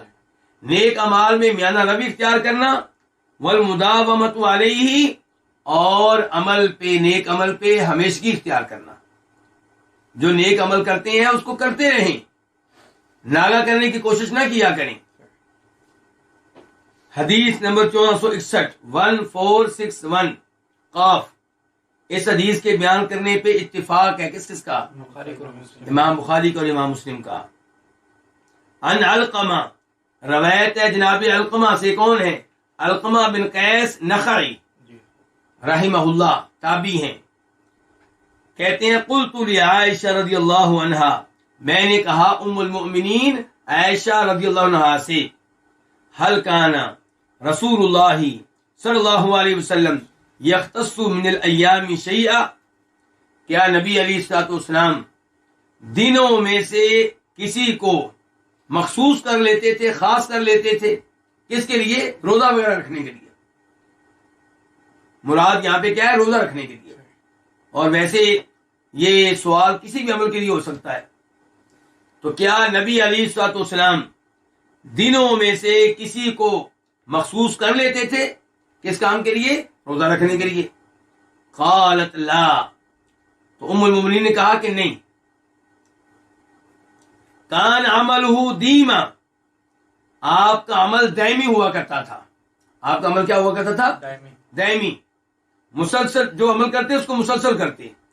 وَأَيُّكُمْ يُطِيقُ مَا كَانَ رسول اللہ صلی اللہ علیہ وسلم یطیق، تم میں سے کون ہے جو طاقت رکھے ان اعمال کی جن کی طاقت رکھا کرتے تھے کون؟ نبی علیہ الصلوۃ والسلام۔ ان کے کوئی بھی اللہ کے رسول تک نہیں پہنچ سکتا نیک اعمال کو بجا لانے میں، صلی اللہ علیہ وسلم۔ اچھا جی، یہاں اس حدیث پہ کچھ غور کیجئے گا۔ کیا جمعہ کے دن نفلی روزہ رکھا جا سکتا ہے؟ صرف جمعے کے دن کا آپ نفلی روزہ نہیں رکھ سکتے۔ ہاں، اگر آپ جمعرات اور جمعے کے رکھیں ٹھیک ہے، یا آپ جمعہ اور ہفتے کا رکھیں پھر ٹھیک ہے، یعنی کہ جمعے کے ساتھ ایک اور روزہ ملائیں، یا پہلے دن کا یا بعد والے دن کا۔ اور یہی مسئلہ ہے کس کے بارے میں؟ ہفتے کے دن کے بارے میں۔ جمعے کی دلیل بخاری شریف میں آتی ہے اور ہفتے کی دلیل ابو داؤد شریف میں ہے کہ اگر کوئی آدمی صرف ہفتے کا روزہ رکھے تو یہ ممنوع ہے۔ ہفتے کا روزہ رکھنا تب جائز ہوگا جب آپ اس سے پہلے جمعے کا روزہ رکھیں یا آپ اتوار کا ساتھ رکھیں۔ جمعے کے دن کو روزہ رکھنے کے لیے خاص کر لینا درست نہیں ہے، ہفتے کے دن کو خاص کر لینا روزے کے لیے درست نہیں ہے۔ تو کسی بھی دن کو روزہ رکھنے کے لیے خاص کر لینا یہ درست نہیں ہے۔ ہاں، اگر کوئی آدمی اس لیے اتوار کے دن روزہ رکھتا ہے کہ اتوار کے دن مجھے چھٹی ہوتی ہے تو یہ اور معاملہ ہے، یہ انتظامی معاملہ ہو گیا۔ یہ کیا ہو گیا؟ انتظامی معاملہ ہو گیا، یعنی کہ آپ اس دن کو اہمیت نہیں دے رہے، لیکن آپ کو چھٹی اتوار کے دن ہوتی ہے تو اس لیے آپ اس دن تہجد پڑھتے ہیں، اس دن آپ نفلی روزہ رکھتے ہیں، تو انشاءاللہ اس میں کوئی حرج نہیں ہے۔ اور ویسے آپ نے کبھی روزہ رکھ لیا منگل کو، کبھی بدھ کو، کوئی مسئلہ نہیں ہے۔ البتہ 2 دن ایسے ہیں جنہیں آپ روزہ رکھنے کے لیے خاص کر سکتے ہیں۔ کون کون سے؟ سوموار اور جمعرات، کیونکہ نبی علیہ السلام ان 2 دنوں کو خاص کیا کرتے تھے۔ تو پھر ام المومنین عائشہ نے کیوں کہا کہ اللہ کے رسول خاص نہیں کرتے تھے؟ اس کا مطلب یہ ہوگا کہ ان 2 دنوں کے علاوہ، اس کا مطلب کیا ہوگا پھر؟ ان 2 دنوں کے علاوہ آپ کسی اور دن کو خاص نہیں کرتے تھے۔ وفی روایت لمسلم، اور مسلم شریف کی ایک روایت میں ہے، قالت، وہ کہتی ہیں کون؟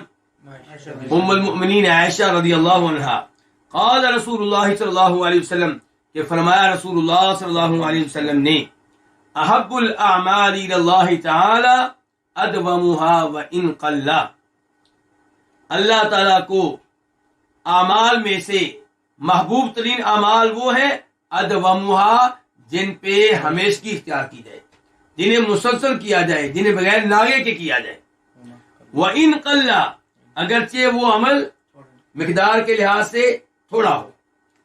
یعنی آپ اگر رات کو تہجد پڑھتے ہیں تو جتنی رکعتیں پڑھتے ہیں مسلسل پڑھیں، ناغا کرنے سے بچیں۔ آپ 6 پڑھ لیں، بے شک آپ 11 نہیں پڑھتے کوئی بات نہیں، آپ 6 نہیں پڑھتے 4 پڑھتے ہیں 4 پڑھ لیا کریں، لیکن جتنی پڑھتے ہیں مسلسل پڑھیں۔ لیکن اس حدیث کا مطلب یہ نہیں ہے کہ جو عمل آپ مسلسل نہیں کرتے وہ کبھی کبھی بھی نہ کریں۔ شریعت آپ سے کہتی ہے کہ جو عمل آپ کر رہے ہیں اس میں ناغا نہ کریں، شریعت یہ نہیں کہہ رہی کہ آپ کوئی عمل نہ کریں۔ فرق سمجھے بات میں؟ آپ کا دل چاہا کہ آپ آج رات تہجد پڑھیں، جی بسم اللہ پڑھیں، آپ کو پتا ہے کہ بعد میں آپ 5 دن نہیں پڑھ سکیں، کوئی بات نہیں، لیکن جب آپ نے ایک دن پڑھ لی ہے، شریعت چاہتی ہے کہ آپ دوسرے دن بھی پڑھیں، تیسرے دن بھی پڑھیں، چوتھے دن بھی پڑھیں، ترغیب دے رہی ہے شریعت۔ شریعت یہ نہیں کہہ رہی کہ اگر آپ مسلسل عمل نہیں کر سکتے تو ایک دن بھی نہ کریں، شریعت یہ نہیں کہہ رہی، شریعت یہ بتا رہی ہے کہ محبوب ترین طریقہ کیا ہے۔ تو احب الاعمال اللہ تعالی ادومها، اللہ تعالیٰ کے ہاں محبوب ترین اعمال وہ ہے ادومها جن پہ آپ ہمیشگی کریں، وان قل اور اگرچہ وہ تھوڑے ہوں۔ قال کہتے ہیں کون؟ نہیں، معذرت کے ساتھ یہاں القمہ نہیں ہے، یہاں پہ ہیں قاسم بن محمد بن ابو بکر رضی اللہ تعالیٰ عنہ، جناب عائشہ کے کیا لگے؟ بھتیجے کیا لگے ان کے؟ بھتیجے۔ قاسم بن محمد کہتے ہیں وکانت عائشہ کہ میری پھپھو عائشہ اذا عملت العمل جب وہ کوئی عمل کیا کرتی تھی تو لازمتہ اس پہ ہمیشگی کیا کرتی تھی، اس کو لازم پکڑ لیا کرتی تھی، یعنی کہ اس میں ناغے سے پرہیز کیا کرتی تھی۔ اس کے بعد باب نمبر 25، باب فی الکفافی والقناعہ، یہ باب کس کے بارے میں ہے؟ فی الکفافی، کفاف کا معنی آپ کر لیں گزر بسر کرنے کے بارے میں، والقناعتی اور قناعت کے بارے میں۔ قناعت کس کو کہتے ہیں؟ کہ جو آپ کو مل جائے اس کے اوپر آپ مطمئن ہوں، اس کے اوپر آپ راضی ہوں، شکوہ کرنے والے نہ ہوں۔ حدیث نمبر 462 1462 قاف، اس حدیث کے بیان کرنے پہ اتفاق ہے کس کس کا؟ امام بخاری کا اور امام مسلم کا۔ عن ابی ہریرہ رضی اللہ عنہ قال قال رسول اللہ صلی اللہ علیہ وسلم اللہم ارزق آل محمد قوتا۔ جناب ابو ہریرہ سے روایت ہے، وہ کہتے ہیں کہ فرمایا نبی علیہ الصلوۃ والسلام نے اے اللہ ارزق دے آل محمد، آل محمد کو کیا دے؟ قوتن، اس کا کیا مطلب ہے؟ یعنی کہ آل محمد کو اتنا مال دے جس سے وہ زندہ رہ سکے۔ اس کا مطلب یہ کہ بہت زیادہ نہیں، اے اللہ آل محمد کو اتنا مال دے قوتن جس سے ان کی سانسیں چلتی رہیں۔ یہ ہے دعا نبی علیہ السلام کی اپنی فیملی کے لیے، اور آل محمد کا لفظ یہاں پہ آ گیا ہے اور اس کی وضاحت پہلے میں کر چکا ہوں۔ آل محمد آپ کی آل کون ہے؟ آپ کے بیت والی کون ہے؟ آل بیت کون ہے؟ نمبر 1 آپ کی اولاد، نمبر 2 آپ کی بیویاں، نمبر 3 آپ کے مسلمان چچا، اور اسی طرح آپ کے چچاؤں کی مسلمان اولاد، یہ سب آل بیت میں سے ہیں۔ تو جناب عباس ان کی اولاد آل بیت میں سے ہے، اور پاک و ہند میں آل بیت کا نام استعمال کرنے والے ان کو آل بیت میں شامل نہیں کرتے۔ آپ کی بیویاں آل بیت میں سے ہیں، لیکن پاکستان انڈیا میں آل بیت کا نام استعمال کرنے والے افسوس سے کہنا پڑتا ہے کہ آپ کی بیویوں کو آپ کی فیملی کا حصہ نہیں سمجھتے، آل بیت کا حصہ نہیں سمجھتے۔ تو اب آپ یہ دیکھیے کہ یہ دعا آپ کس کے لیے کر رہے ہیں؟ یہ آپ اپنی بیویوں کے لیے کر رہے ہیں، اپنی اولاد کے لیے کر رہے ہیں، ان سب کے لیے کر رہے ہیں۔ اللہم ارزق آل محمد قوتا، اے اللہ آل محمد کو کیا دے؟ قوت دے. تو قوت پھر کس کو کہتے ہیں؟ اتنی خوراک، اتنا مال جس سے سانسیں جاری رہیں. اس کے بعد حدیث نمبر 1463 میم. اس حدیث کو روایت کرنے والے امام کون سے؟ امام مسلم.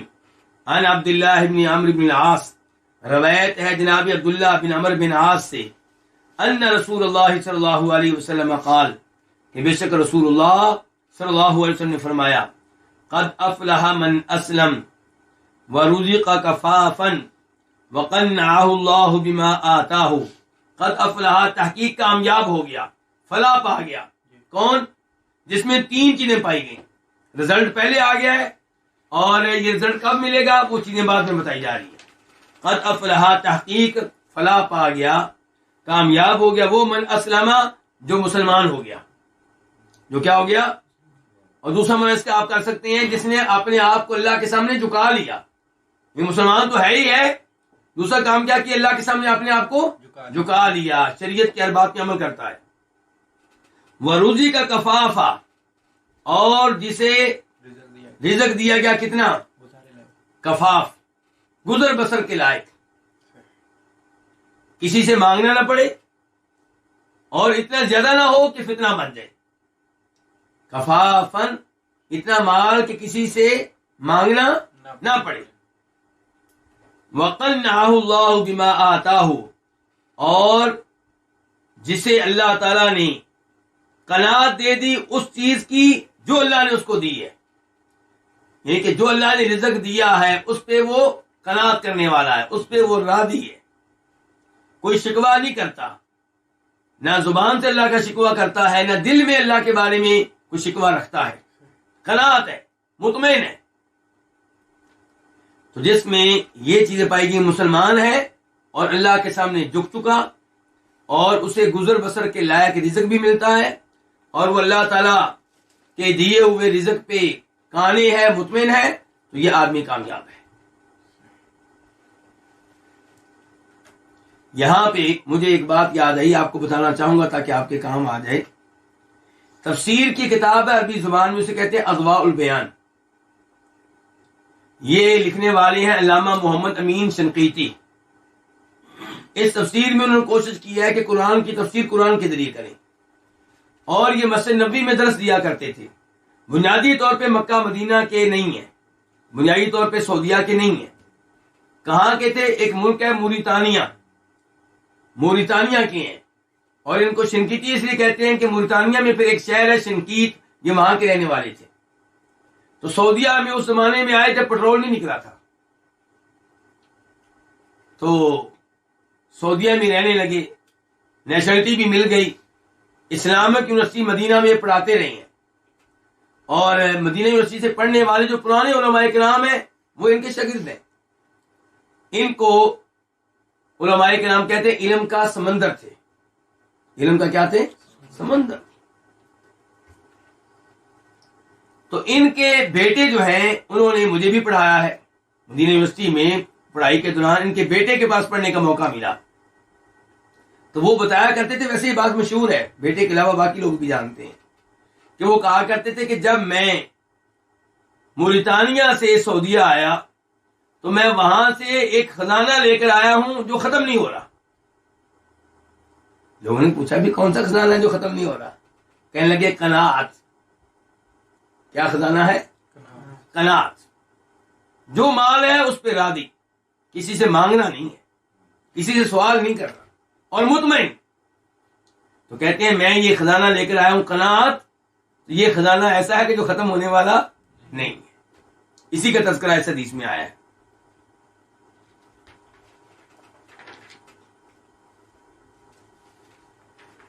یہیں پہ آج کے درس کا اختتام کرتے ہیں، اور انشاءاللہ جو احادیث رہ گئی ہیں انہیں آئندہ درس میں مکمل کریں گے.